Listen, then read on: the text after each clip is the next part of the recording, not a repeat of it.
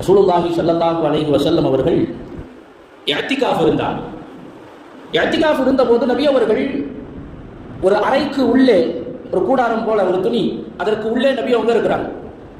பள்ளிவாசலிலே அமர்ந்திருந்த சஹாபாக்கள் குர்ஆன் ஓதிக்கிட்டு இருக்கிறாங்க. குர்ஆன் ஓதுறாங்க. கொஞ்சம் நேரம் போக போக சப்தம் அதிகரித்துக் கொண்டே இருக்கிறது. பேச்சு சப்தம் இல்லை, குர்ஆன் ஓதுற சப்தம் தான். குர்ஆனை ஓதக்கூடிய சப்தம் கொஞ்சம் கொஞ்சமாக அதிகமாகிறது. ரசூலுல்லாஹி ஸல்லல்லாஹு அலைஹி வஸல்லம் அவர்கள் அந்த திரையை விலக்கி சஹாபாக்களிடத்திலே சொன்னார்கள், அலா இன்ன குல்லக்கும் முனாஜின் ரப்பா, நீங்கள் நன்கு ஒரு விஷயத்தை புரிந்து கொள்ளுங்கள், நீங்கள் ஒவ்வொருவருமே அல்லாஹ்வோடு உரையாடுகிறீர்கள். குர்ஆன் ஓதுவது என்பது வெறுமனே வாசிப்பது அல்ல.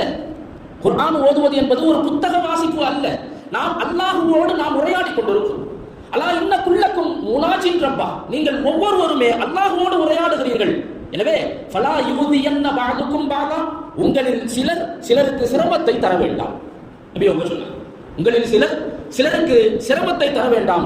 வலா யர்ஃபா பஅதுக்கும் அலா பஅதின் ஃபில் கிராஅ, சிலர் சிலரை விட சப்தத்தை உயர்த்தி ஓத வேண்டாம் என்று சொன்னார்கள்.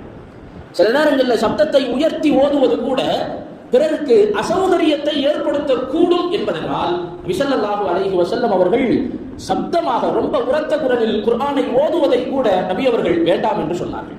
பிறருக்கு சிரமமாகிவிடும் என்ற சூழலில் குர்ஆன் ஓதும் போது கூட பள்ளிவாசலிலே சப்தத்தை உயர்த்தக்கூடாது என்று நபி அவர்கள் தடுத்திருக்கிற போது, வீணான பேச்சுக்கள், தேவையில்லாத பேச்சுக்களை கொண்டு பள்ளிவாசலிலே சப்தத்தை நாம் உயர்த்தினால் அது எவ்வளவு பெரிய குற்றம் என்பதை நாம் மதிப்பீடு செய்து கொள்ள வேண்டிய அவசியம் நமக்கு இருக்கு.